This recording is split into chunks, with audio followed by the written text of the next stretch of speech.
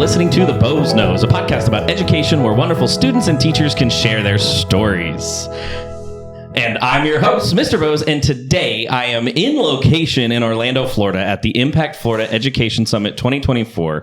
And with me are friends and colleagues who are excited to share their stories about our experiences with Impact Florida and the Solving with Students Cadre. So thank you all for joining me today. So please introduce yourselves to our listeners. Hi, my name is Cheryl Genevieve. I teach at Starkey Ranch K-8 and currently teach 8th grade math. I am Jennifer Watkinson. I currently teach 6th Accelerated, 7th Accelerated at Angeline Academy. I am Stacy Schauer. I teach fundamental math skills at Colton Middle School in Pasco County to 6th, 7th, and 8th graders. My name is Kelly Lynn. I teach in Flagler County for Matanzas High School, Algebra 1, A, and B. I'm Tiffany Spencer. I teach with the Boze Knows at QI Roberts Junior Senior High School. I teach 7th grade Accelerated Math and Algebra 1. Wonderful. And we have some extra special guests who are joining us at the other end of our studio here. But it is an honor to have all of you here willing to spend your time with me. So the first question I have, and one of you can take it and we can chime in, is who is Impact Florida and what is the Solving with Students Cadre? Allowing students to have a voice in their learning for the first time. In a way, in an authentic way, where they get to answer some questions on a survey and they get to see themselves grow over the year, as well as the teacher. And I get to make changes that in 30 years I probably haven't made. And I came back to education after a 7-year break, and I still was doing some things the same way I did. I agree with that. I think the cadres brought a lot of light to the classroom. It allows me to stay in the classroom and do what I need to do for students that don't know what they want to do, which is problem solve. Impact has totally changed the way I view teaching. Yeah, and I know the Solving with Students Cadre is the first teacher-only cadre that Impact Florida has implemented. And Impact Florida, just like its title, is all about how can we make the biggest impact for our students to better prepare them for the life that's ahead of them. Impact Florida is a group of teachers, district admin, principals, superintendents, coaches, and all stakeholders in education that really just want to bring student voice to the classroom and how we teach and just improve our instructional practice. Yeah, Impact Florida we're at a very special education summit. It's year 5 for Impact Florida, and 5 years of work in Florida, as all of you have said, celebrating students, getting teachers, superintendents, everybody together to do what's best for the students. And I believe the slide was 80% of students in Florida have some connection to Impact Florida. So deep reach of Impact Florida, not just from the teachers and the Solving with Students cadre. So let's start out with, how did you get involved with Impact and the cadre, and how long have you been with the program? So I remember receiving the very first email. I don't even know how they got my email address. And I went to my math coach and I'm like, what is this Impact Florida? What is this cadre that they're talking about? And I was reading up about it. And at this point I had just moved from elementary to middle school, or I was there maybe a year or two. And I'm like, this sounds like something I need in my life. Like I'm at this Title I school with these middle schoolers and we're having a tough time. And the way that the cadre was written out was getting to know my kids. And how I can use that to make an impact with them. I'm like, oh, that's exactly what I need. And so with my math coach's help, 3 years ago, she's like, let's just do it. I'm like, what's the worst that could happen? They'll just say no. And here I am sitting year 3, and it's exactly where I want to be, and it's exactly what I needed in my life at that time. And I did the opposite. I saw the email and I just signed up. I'm like, I didn't talk to anyone. I'm all in to take PD, to help other people, help my students, whatever I can do best for my students. I'm like, this sounds like something interesting, because I'm solving with students. I'm like, let's see what this is. We'll see what it's all about. I'm like, I just went in and said, hey, we'll see what happens. So Jen and Stacy were both of my PLC members, Stacy being algebra with me, and then they moved Jen up to 8th grade. the following year, and I had known Stacy doing the surveys with her students, and I had no idea what she was doing or why she was doing it, but I was like, that's just too much work. I can't do any of that. And then when we moved Jen up onto the team and she became my PLC partner, she's like, oh yeah, I did this along with Stacy. You should try it too. And, so I was like, all right, I'll give this a try. And it really has made a huge impact for me as an educator. This is year 32 for me.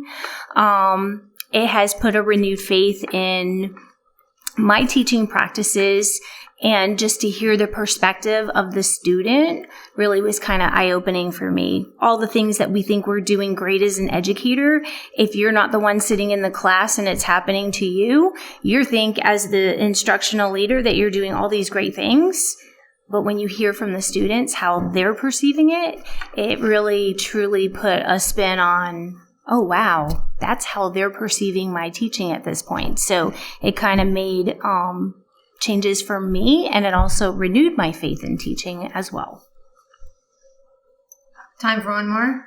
So for me, a couple years ago when I got the impact survey or the impact email, I ignored it. I was super busy in my own classroom, and I didn't think I could take any time away from my students, from the planning, from how low they were in the Title I school. And my coworker said, sign up. Sign up. That's what you deserve as a professional. And I signed up. And I said, wait, I'm supposed to miss 2 days of my classroom? Instructional hours to go sit and listen to somebody fill my cup?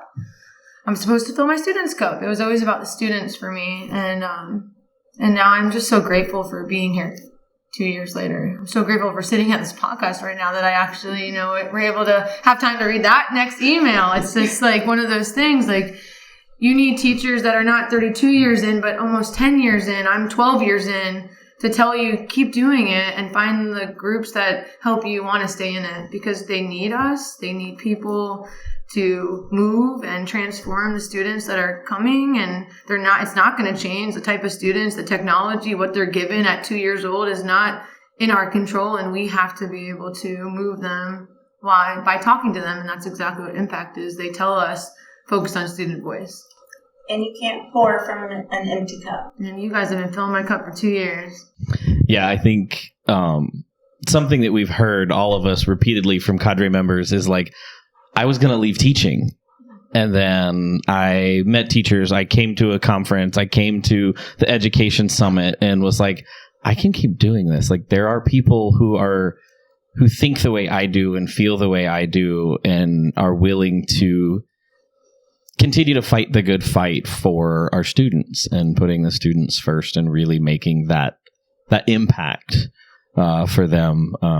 I think the keynote speaker earlier today talked about that you never know what your impact is going to do until much later.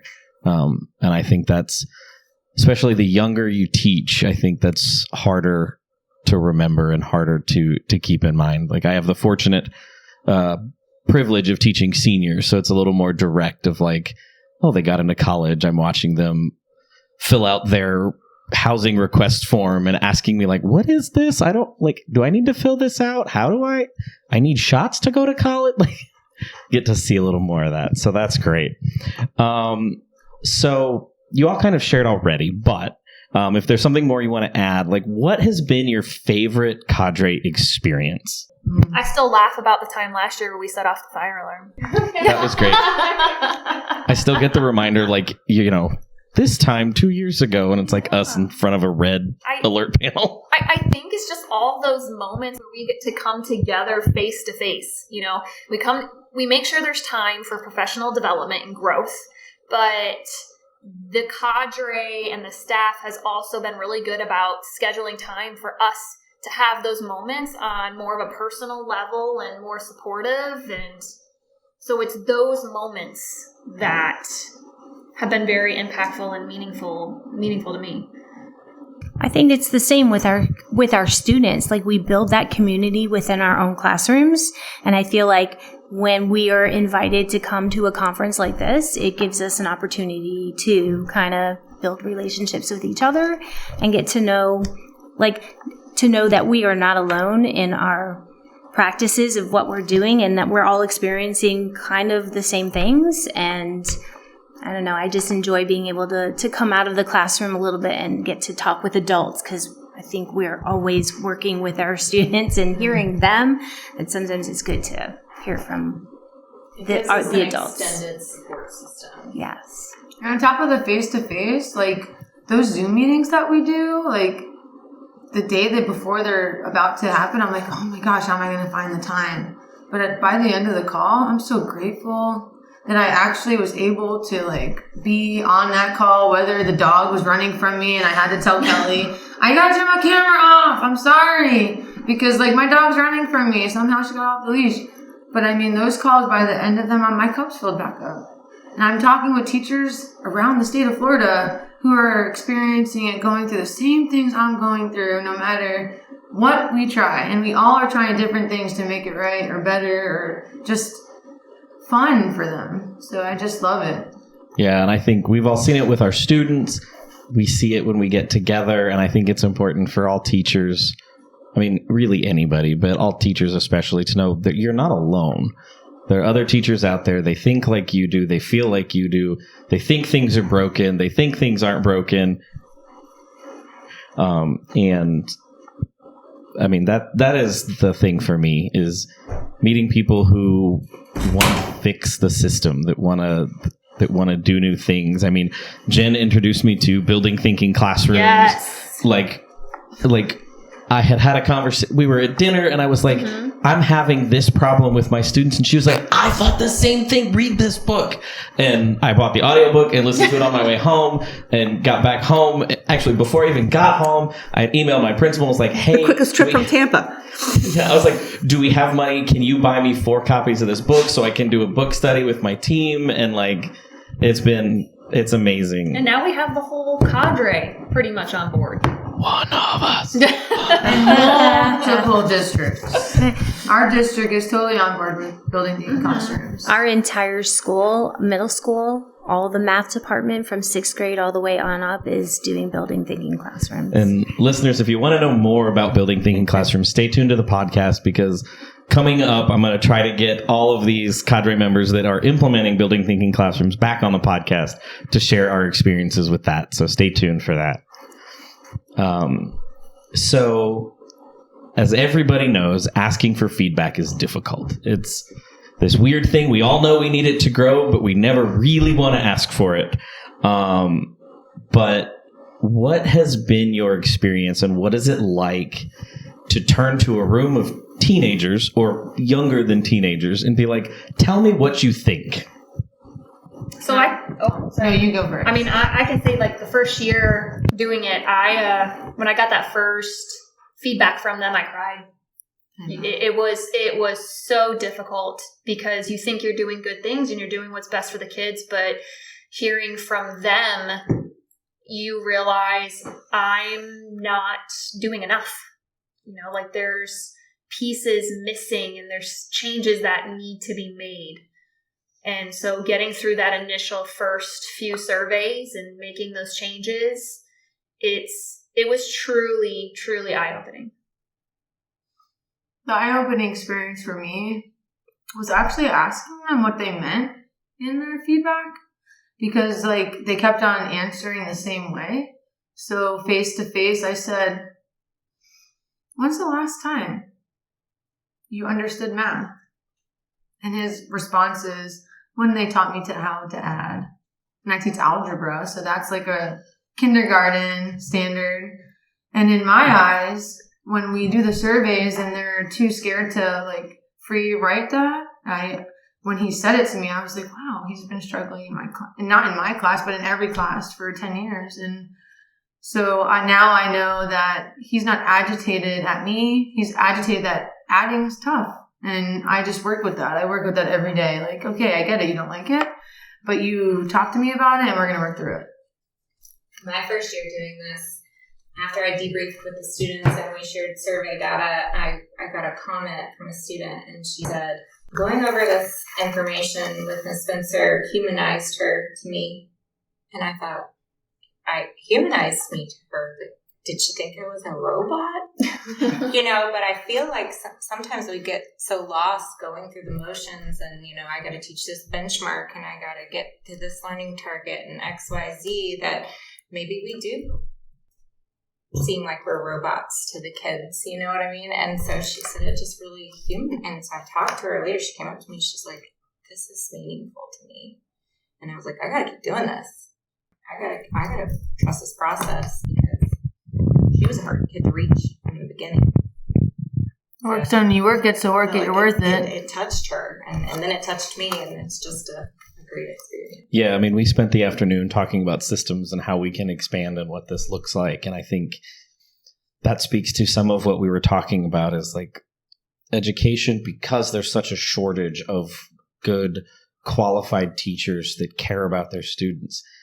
It's been turned into a machine of take person, give them book, tell them teach from book, kids pass tests, everybody's happy. That the fact that we are professional educators often gets removed from it.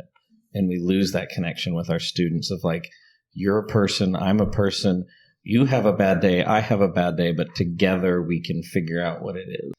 We're a team. Mm-hmm. The common goal. My favorite is that students finish my encouragement statements now, and we're finally to the fourth quarter, and I can be like, work it, and they're like, I'm worth it, and I'm just like, yes, please, just understand that it's not algebra, it's life.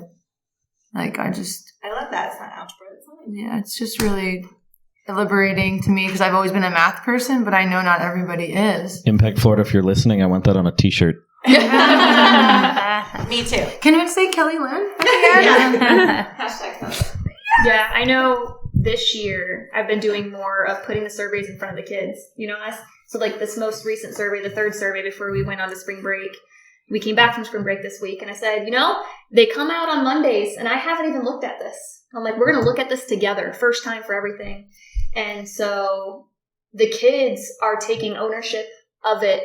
And we used it last week or this week to create objectives or expectations. And I'm like, when you walk through my door, I'm like, what do you expect others to do? What do you expect yourself to do? What can we do to meet these 5 learning conditions and to do even better? And I'm like, one of my students, he's like, work good together. Work together good. That's what it was. Because I'm like, that's not grammatically correct. And I'm like, can we restate that? And the kids are like, no, we like that. Work together good. And I'm like, okay. So now you walk into my classroom, and on our class expectation for that class, it says, work together good by so-and-so. And I'm like, all right, well, that's going to be our class motto, I guess. Well, they know you don't teach ELA, so you'll be... I do say that often. I'm writing on the board, and I'm like, tripping up on the words, and I'm like, don't judge me. I'm like, don't judge me. There's a reason I treat math. Yep. I'm like, this is why I'm a math teacher and not an ELA teacher. So yeah, they're like, what does that say? And I was like, what do you think it says? I just said it. Just go with it. Whatever you think fits the context. Right. I'm like, we're math teachers, y'all. So what has been or is so powerful about the type of work and feedback and the cycle of feedback that you get from your students? Does anybody have anything additional they want to add? I could add to that. My last coaching session with my coach, my impact coach, impact coaches. I am venting. Same problem, different day. Same problem, different day. Behavior, motivation, the pencil. And she said, let me Zoom with your students and you. I'm like, what do you mean? Let me talk to them. Let me ask them questions that you haven't asked. Different than the survey questions. But they have a test on Thursday, and it's Monday. Okay, well, we can do it next week. And I'm like, no, we can't. There's too much that week, too. We're going to do it tomorrow. I'm going to do it tomorrow with you. We did it. And I got so much feedback from the students' response. It was impeccable. I mean, it's not just the surveys. It's talking to them face to face. It's getting somebody else involved, their face that they don't know. It's not me. It's not the support. It's not the principal. It was somebody that they've never seen on a call that they were able to talk to about me. Like, what could she do different than what she already does? Well, if she couldn't aggravate me every day by telling me to take my notebook out, that would help. Well, she can't do that. But what else could she do? You know, so that was a game changer for me. So I just think if your coach is asking you to step out of the box, take it as an opportunity, because I wanted to say no. I wanted to shut her down, and I didn't. And I'm really humbled by my experience with it, with the toughest of the tough when it comes to teaching a subject that most kids don't enjoy. Well, I think that's a perfect example of like all teachers, whether it's math or any other subject that's tested. It's like, I've got to get through everything. I don't have time. And I think what we've all seen is if we take that time and build that relationship with the kids, we can ask more of them. You're just humbled. We can go faster. We can ask them to spend that extra 10 minutes that night and do a little more homework so we can stay on pace. Like, it's that trust of like, I get it. All of this is all outside our control, but I'm going to help you get through it if you stick with me, and we'll get there together. Always better together. Amen. And I thought of something you had said, Jen, about the surveys. So I always share all of my classes' data with all of my classes, just so they can see like how everybody else is doing. And there's been a couple times where like I've had classes about ready to riot. They're like, how are they saying that about you, Mr. Bell? Who are they? Yeah, that's what they do too. It's funny you say that, because I kid you not, that third survey, and this, or maybe it was the second one, because doing building thinking classrooms, being at a new school, the first half of the school year, I did not have the whiteboards needed to do building thinking classrooms. And so that first or second survey, one of the students wrote a comment that said that I talk too much. And so when I put it in front of the kids and they were looking at everything that they had said, they get up in arms and they're like, what do you mean she talked too much? Just like you said, they're like, who said that? We need to talk now. Like, that's not okay. But it's interesting because the reaction that they had was after I got the whiteboards, you know, and now I'm doing BTC, and now it has completely changed the community and the environment in the classroom. And so it's amazing that they've taken the ownership of the data, and, you know, they're going to right the wrong between themselves. It's kind of like it's to the point where they're going to take ownership of it with each other, and they're going to guide each other through it and what needs to be done. That is a perfect segue into the next question. And it's also a continuation of what we just spent the last like 2.5 hours talking about before we had our snack break. Is, do you think cadres like this are important, and why? 100%. 100% important. I mean, you can only do so much as an individual.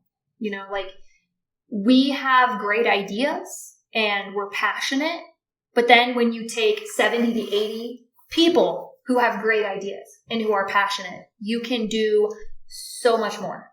And I think about, Ian, you know, what happened between you and I last year about the building thinking classrooms, and how you and I were like a little pebble that created this splash and the ripple effect, and now everyone's on board. And so I think that is the power of a cadre.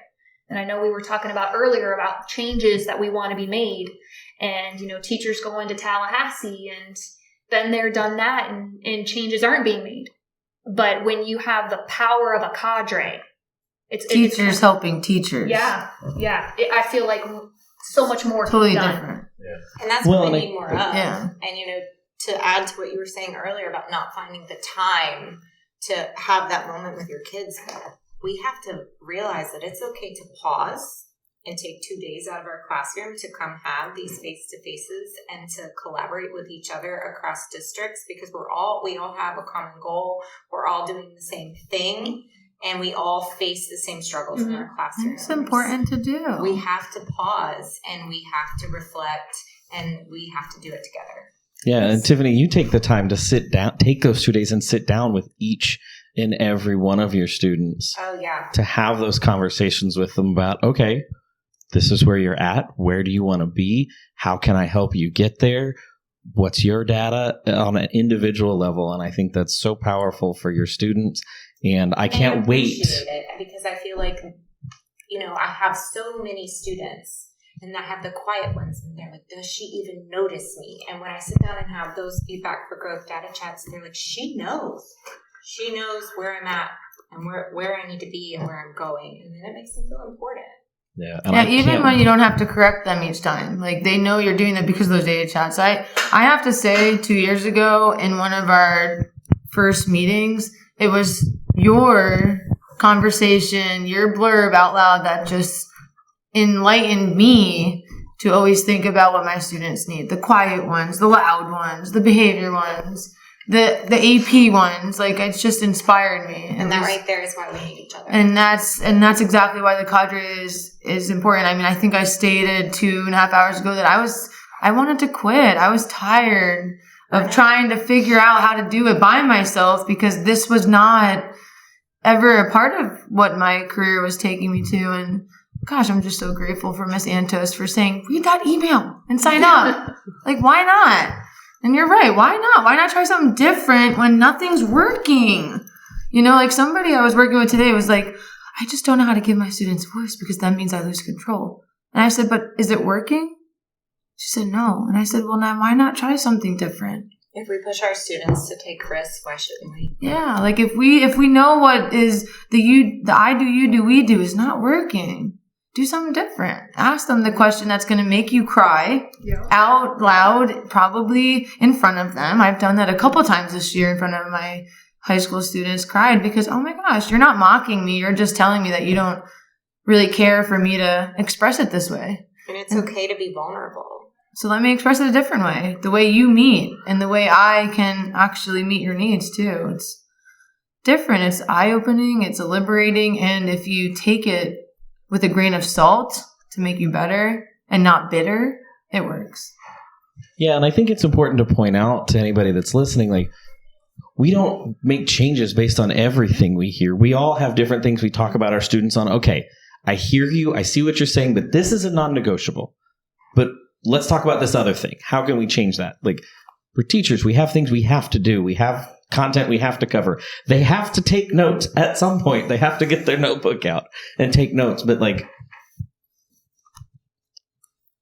we all want to be heard as teachers by our administrators, by our superintendents, by our coaches, by our district leaders.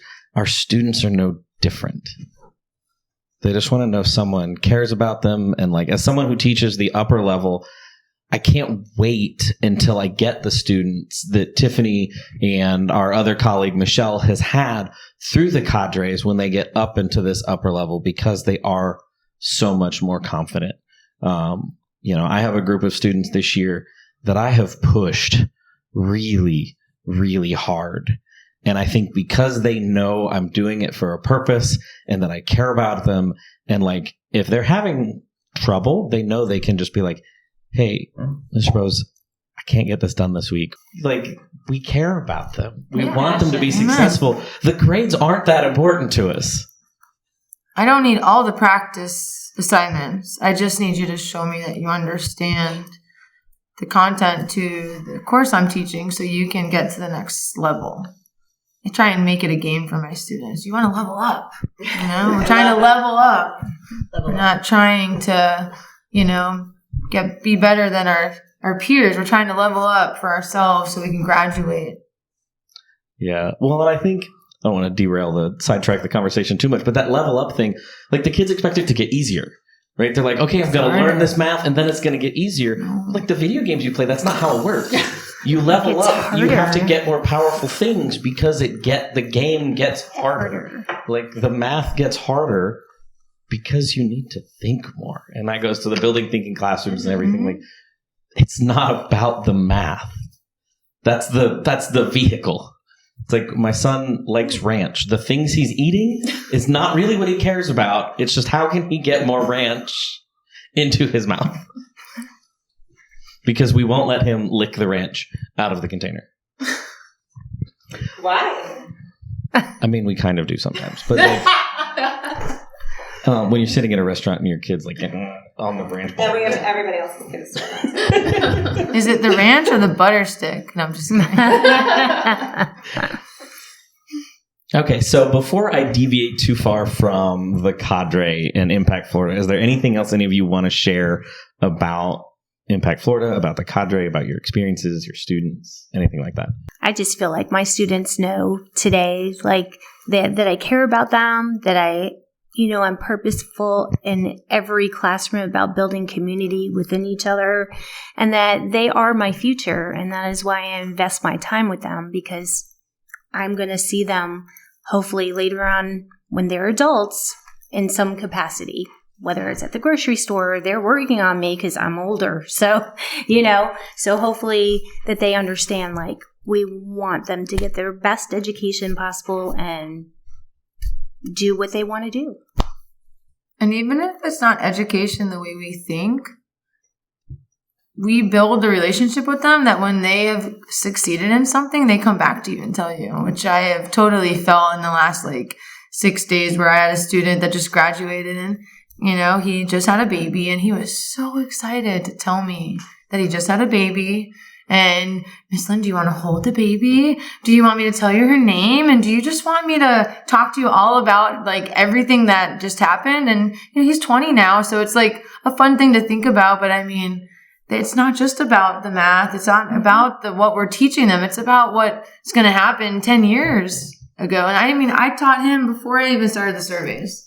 So it's just they come back to you because the surveys were a part of our identity before we even realized impact was a part of our future. It's just something that teachers embed in. I mean, we were embedding these surveys into our curriculum before Kelly came in and really showed us the ropes and how to And I know there's a lot of districts, ours included, that use student surveys. Not the one that we use for Impact Florida. Yeah. And that talk about the students' hopes and dreams and their worries and their fears. But then when they take the survey, you don't ever see the data until the next year. It's not talked about. Yeah. Well, we talk about it, but it's got a new group of children that were in front of us. It's not the people that answered the question. Yeah. By the time the data comes back to the teachers, like Cheryl was saying, it's different kids. And I'm like, man, I wish I knew this data 6 months ago.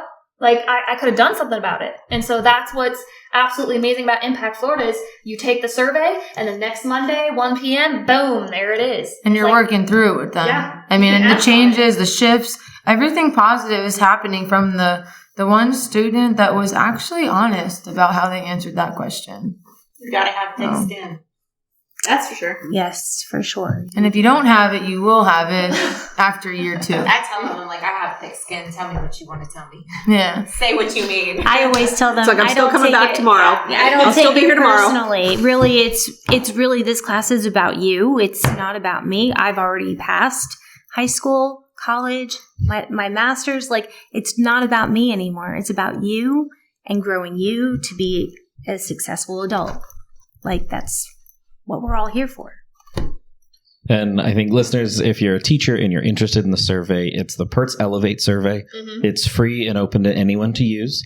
If you're not sure you want to jump that far in just yet, try using your learning management tool, be that, whatever that is for you, and do, I always like doing a letter to next year's class. And I have my kids do it every year at the end of the year. And I tell them, I'm just grading it if you did it and followed the criteria. It's I don't care what you say. I was and I always go, one exception. I was you can't tell them don't take this class because by the time they read this letter, it's too late for that. Yeah, that's a good non-negotiable. Because I always wait for my students until after they've taken their first test and then pass the letters back out as kind of you saw how this class goes. You maybe had a struggle. Here's what the people that did it last year did. So if you're not sure you want to dive into a survey thing head first, you can dip your toe in that little bit. And it's a good place to start to see, I think, if you're in a place where you can take some critical feedback before you're yeah, let's do this 3 or 4 times a year with my kids and share it with them. Or even doing... and if you're in math... Yeah. Log on to Impact Florida's website, impactfl.org, I think. And you can sign up for their mailing list and maybe you can be a part of a cadre in the future. Or even, because one of the things when we were talking about today and doing a prototype of, based off of our discussions, my group talked about using that hopes and fears that we talked about today and how we can do that to get to know our kids more. So even if they can't do the survey, asking your kids, what are your hopes and fears based on your previous experiences or your preconceived notions? And then going to, well, what are your wants and needs?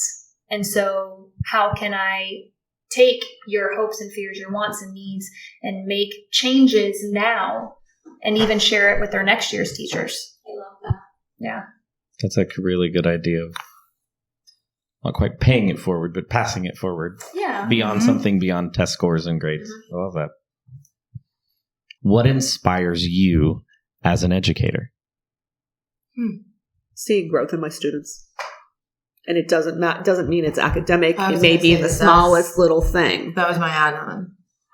Doesn't have to be academic. No, it's just I want to see growth in some area. It's the sparkle in their eye. Mm-hmm. When they feel better about just talking to you about something in that class, getting their pencil on their own. Or the moments where in math, because I myself, growing up, struggled with math in middle school going into high school, and having those moments where the kids are like, oh, this makes so much sense. Like, why did the teacher not do this last year? Like, why did no one tell me? Like, having those big aha moments for them. It's like, this is why I do what I do.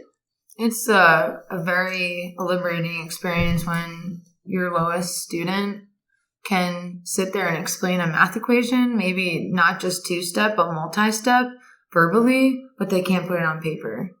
But they can talk to you about it and analyze it and explain to you what increasing and decreasing is and what a constant or coefficient is in just a common algebra class. But they just can't put it on paper. That says something to you and the way you teach that, hey, you're never going to get it on paper and that's okay. But I'm telling you, you got this and you're going to be okay in the real world. And it's going to be okay because your boss is going to hear you speak and explain yourself and you're going to sound different than all the other people that write it.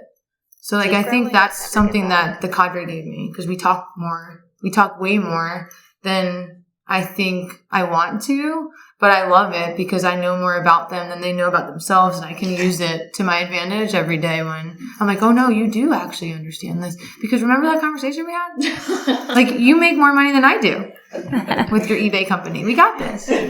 So it's like so much fun. And you tie it to the surveys and you tie it to the community that we've built, I feel like I was brought up in a generation where we were seen and not heard in our classrooms at all. Like, it was quiet.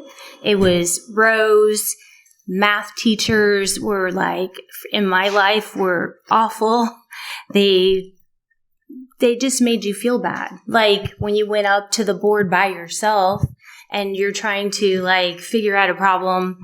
So, like, I just didn't want to grow up being that kind of teacher. So I wanted to find a way to bring math instruction to kids without making them feel horrible or bad about math instruction. So I just feel like this has given me an opportunity to actually have the kids speak to me, which in my day, we never spoke to our teachers, nor did I know what they did outside of the room.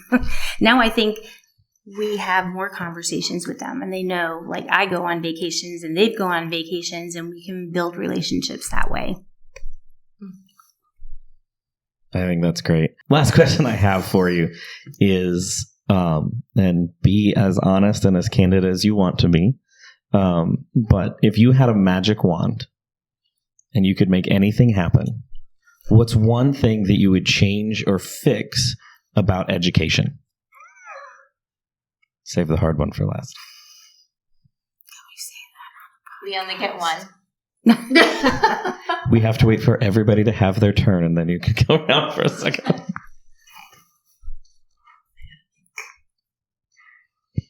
Yeah, that's a deep question. I just wish kids would work to learn and not just for a grade.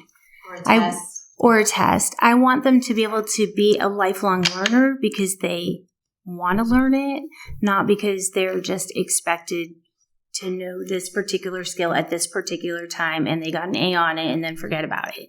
Like, I want them to, like, innately learn what we're teaching them. You can't standardize test kids that aren't standardized learners. And then on the other side of that,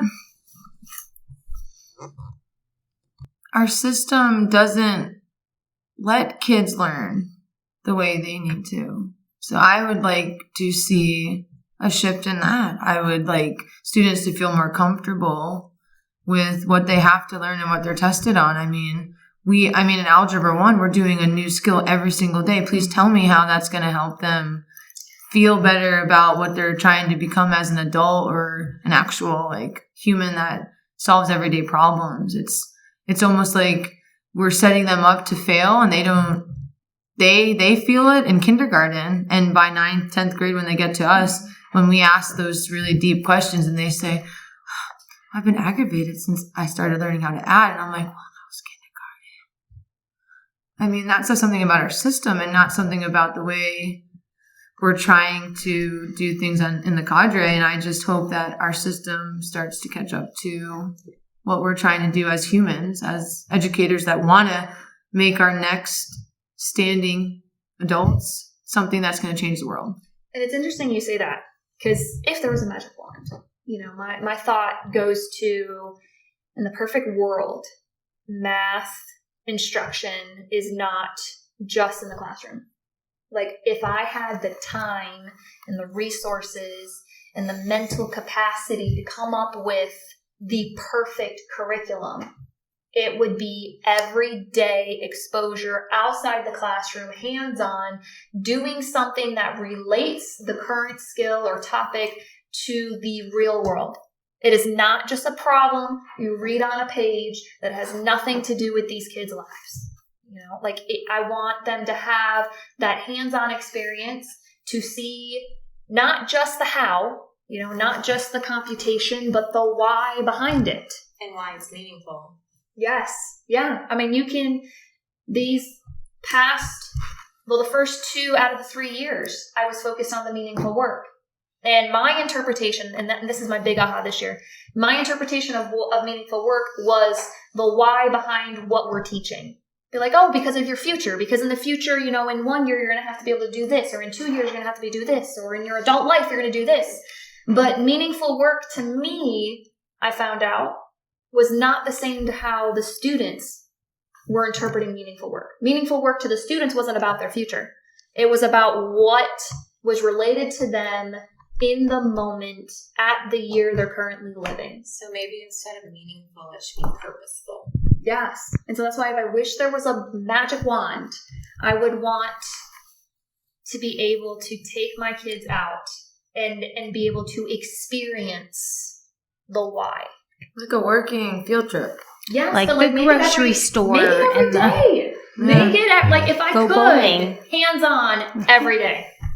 Well, I think that's interesting because, our keynote speaker today talked about the pendulum shift in education, and it always happens, but, science has gone that way. Science has to be hands-on, experimental, doing it. Florida has its unique characteristics, but ELA has gone kind of that direction where, kids need to read books, they need to read novels, they need to read the whole thing, not just an a collection, excerpt. not just an excerpt. And I think math seems to be the one left behind in this whole pendulum swing of experiential learning. And I kind of wish they'd bring us along for the ride. I think they'll start. It's a shift that's happening. Yeah. Stacey, did you want to add anything? No. Okay. But thanks. No, you're fine. I just didn't want to leave you out. No, I appreciate it. I think the first 3, you kind of hit on my thing, is standardized testing always gets a bad rap. And it doesn't have to be. For me, my magic moment would be let's just treat it like a yardstick and we're measuring. And not say, well, if you're not 3'2", then you're behind and we need to remediate you. You can't ride the ride. Right. Gotta get him a Schroer's class. Yeah, it goes back to what all of you said, or some of you said about growth. As long as at the end of last year, you were at one level, and at the end of the next year, you're above that level, then we accomplished our goal.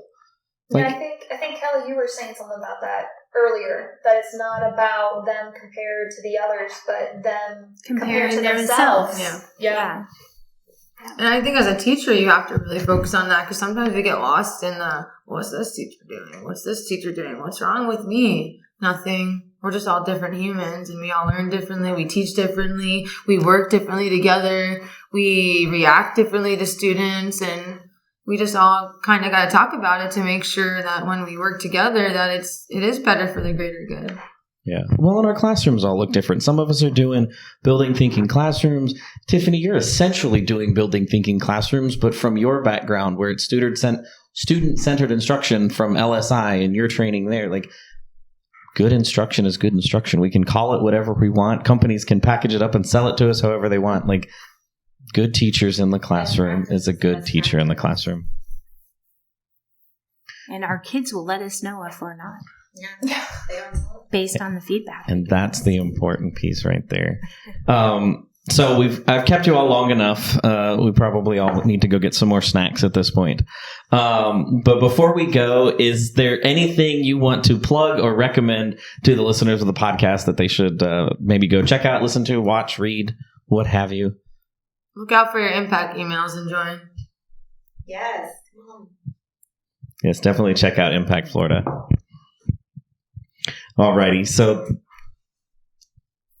that wraps up another episode of the Boze Knows. Listeners, if you'd like to know more about Impact Florida or the Solving with Students Cadre, please check out Impact Florida's website at impactfl.org. It's an amazing organization doing amazing work with the teachers and students across Florida. Thank you all for taking time out of your evening, sitting down and talk with me. Thank you, Brad. Listeners, if you like the Thank podcast, you. subscribe on your favorite podcast player of choice so you don't miss out on future episodes, and please share with your friends. Until next time, excellence in all endeavors.